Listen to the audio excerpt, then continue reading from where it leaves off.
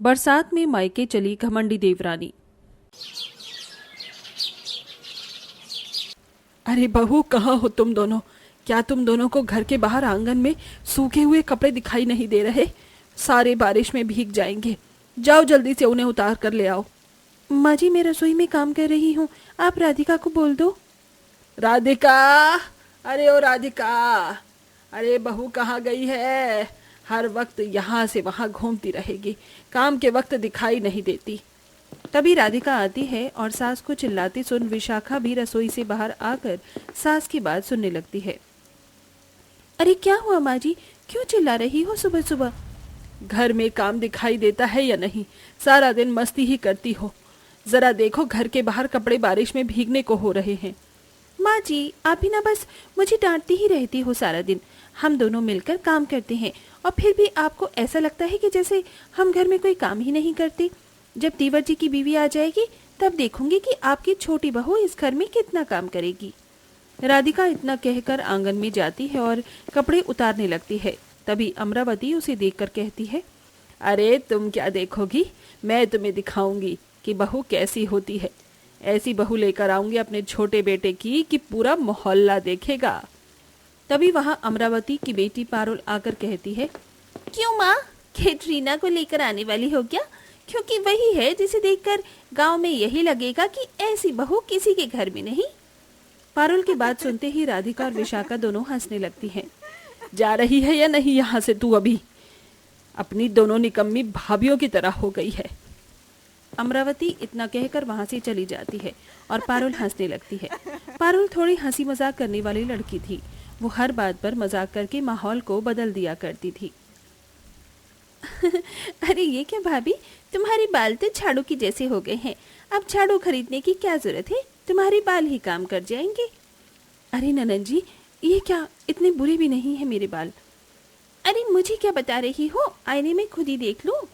पारुल इतना कहकर हंसते हुए वहां से चली जाती है और विशाखा सोच में पड़ जाती है। हमारी ननद के बारे में तो तुम्हें पता ही है, उसे तो हर चीज में मजाक करने की आदत है। बेकार में तुम इतना सीरियस हो रही हो। तुम्हारे बाल बुरे नहीं हैं, ठीक हैं। राधिका के समझाने पर विशाखा को समझ आता है। ऐसे ही कुछ दिन बीत जाते हैं और इधर अब अमरावती अपने छोटे बेटे के लिए लड़की ढूंढती है। पंडित जी, लड़की ऐसी होनी चाहिए जो घर के कामकाज भी कर सके, खाना बना सके, घर को संभाल सके और परिवार को जोड़ सके। पूरी संस्कारी बहू चाहिए मुझे। तभी विशाखा और राधिका के चिल्लाने की आवाज आती है। माँ जी, जल्दी से यहाँ पर आओ, देखो दरवाजे पर कौन आया है। इन दोनों ने तो मेरा खून पी कर रखा है, अब मैं इन्हें क्या ही बोलूं। रुक जाओ पंडित जी, पहले इन दोनों की ही सुन लेती हूँ। इनसे निपटकर फिर मैं बाकी की फोटोज देखूंगी।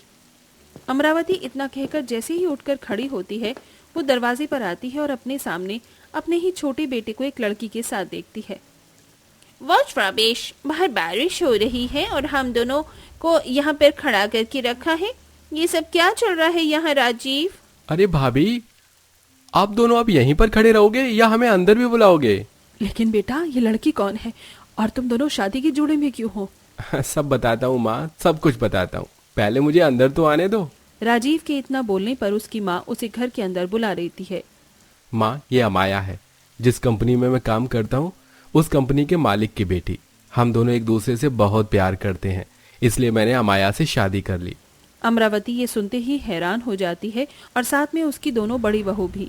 लेकिन ये सुनते ही पारुल जोर जोर से हंसने लगती है। ये तो होना ही था ना एक दिन, तो मुर्गी हाथ से निकलने की ही थी। अरे राजीव, ये पागल सी लड़की हमारे ऊपर हंस क्यों रही है? अरे कोई बात नहीं, ये मेरी बहन है, मजाक में हंस रही है। मुझे बिना पूछे तूने शादी कर ली? अरे कम से कम एक बार मुझसे पूछ तो लेता। तूने तो मुझे तैयारी करने का मौका तक नहीं दिया। इतनी अमीर परिवार से बहू आई है हमारे घर के अंदर। अरे तुम दोनों खड़े खड़े मेरा मुंह क्या देख रही हो? जाओ आरती की थाली लेकर आओ। विशाखा और राधिका दोनों आरती की थाली लेकर आती हैं। बहू, तुम्हारा इस घर में स्वागत है। अमरावती ऐसा कहते हुए अमाया की आरती उतार रही होती है, लेकिन तभी छत टपकने लगती है और टपका आरती की थाली में जाकर गिरता है। अरे ये क्या, पानी टपक रहा है? हाँ, हमारा घर और छत थोड़ी कच्ची है, इसीलिए कभी कभी पानी टपकने लगता है। कोई बात नहीं, तुम घर के अंदर आ जाओ, मैं तुम्हें तुम्हारे कमरे में लेकर चलती हूँ। अमरावती अपने छोटे बेटे के कमरे में अपनी बहू को लेकर जाती है। तुम यहीं पर रुको और थोड़ा सा आराम करो, मैं अभी कमरा सजवा देती हूँ। अमरावती इतना कहकर वहां से चली जाती है और इधर अमाया कमरे को देखकर खुद से कहती है, हे भगवान, ये कैसा घर है, कैसा कमरा है। ये मिडिल क्लास लोग ऐसे छोटी मोटी घर में कैसे रह लेते हैं, मुझे तो समझ ही नहीं आ रहा। अमाया बहुत ज्यादा परेशान हो चुकी थी। वो जैसे तैसे करके उस कमरे में बैठ जाती है, लेकिन कमरे में कहीं कहीं पानी टपक रहा होता है जिससे फर्श भीगने लगता है। अरे ये क्या, यहाँ तो पानी ही पानी हो रहा है। राजीव, राजीव, अरे कहाँ हो तुम? इधर अमाया राजीव को आवाज लगा रही होती है तो उधर अमरावती पंडित से कहती है, पंडित जी, मैं तो अपने लिए बहू ढूंढ रही थी, लेकिन बहू तो खुद चलकर हमारे घर अपने आप ही आ गई है, और वो भी बहुत अमीर खानदान से है। अब मुझे अपने बेटे की कोई दूसरी शादी नहीं करवानी, आप यहाँ से जा सकते हो। ठीक है बहन जी, मैं चलता हूँ। तभी अमरावती को अपनी बहू की आवाज आती है। अरे बहू, क्या हो गया तुम्हें?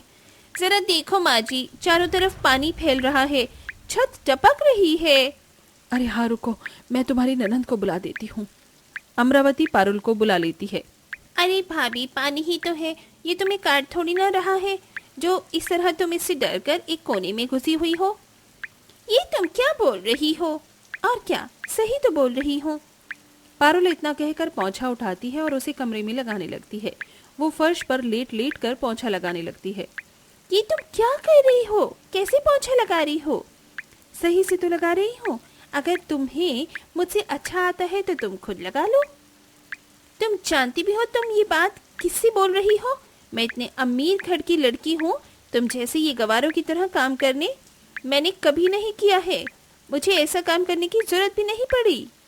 अमाया को अमीर होने के साथ साथ अपनी अमीरी का घमंड भी था। वो अमीरी के घमंड में हर किसी को उल्टी सीधी बातें सुना देती है। उस रात उसकी पहली सुहागरात थी। वो अपने कमरे में लंबा सा घूंघट करके बैठी थी। पता नहीं राजीव कहाँ रह गया, अभी तक नहीं आया। मैं उसका कब से इंतजार कर रही हूँ। अमाया को घूंघट की वजह से कुछ दिखाई नहीं दे रहा था। जैसे ही वो कमरे में किसी के आने की आहट को महसूस करती है, उसे लगता है राजीव आ गया। लेकिन तभी पारुल उसका घूंघट ऊपर उठा देती है और जोर जोर से ताली बजाकर हंसने लगती है। मुँह दिखाई हो गई, मुँह दिखाई हो गई। ये देखकर अमाया को बहुत तेज गुस्सा आता है। बस बहुत हुआ, तुम जैसी मिडिल क्लास लोग मेरे साथ रहने के लायक ही नहीं हो। तुम्हें तो रहने का तरीका ही नहीं आता। तुम जैसे गवार को इतना नहीं पता कि किसके साथ कैसा बर्ताव करना चाहिए। अमाया के इतनी तेज चिल्लाने पर घर के सभी सदस्य वहाँ पर इकट्ठे हो जाते हैं। मैं तो बस मजाक कर रही थी भाभी। क्या हो गया बहू? अब मैं इन गरीबों के साथ और इस पागलखाने में नहीं रह सकती। मैं यहाँ से अपने अमीर मायके जाना चाहती हूँ। बहुत हुआ, मैं ऐसी जिंदगी कभी जी ही नहीं सकती। अमाया इतना कहकर घर छोड़कर जा ही रही होती है कि तभी उसकी दोनों जेठानियाँ उसे रोक लेती हैं। सुनो अमाया, जाने से पहले मेरी एक बात सुन लो। घर परिवार 5 उंगली की तरह होता है। जैसे हमारी 5 उंगली एक दूसरे के बराबर नहीं होती, ऐसे ही घर के सभी सदस्य भी होते हैं। वो एक जैसे नहीं रहते, सबको अलग तरीके से समझना होता है। हम कई साल से इस घर में रह रहे हैं और हमें काफ़ी वक्त लगा सभी को समझने में। ये नहीं था कि शुरुआत में ही हमने गिव अप कर दिया हो और इन्हें छोड़कर चली गई। ये तुम्हारा घमंड और अहंकार है जो तुम यहाँ से जा रही हो। तभी राजीव बोल पड़ता है। अमाया, तुम्हें तो सब पता था कि मैं गरीब हूँ और ऐसे परिवार में रहता हूँ। तुमने तो कहा था कि तुम हमेशा मेरा साथ निभाओगी, लेकिन आज क्या हो गया? ये सुनते ही अमाया की आंखों में आंसू आ जाते हैं और उसका अमीरी का घमंड चूर चूर हो जाता है। आपने बिल्कुल सही कहा, मुझसे बहुत बड़ी गलती हो गई।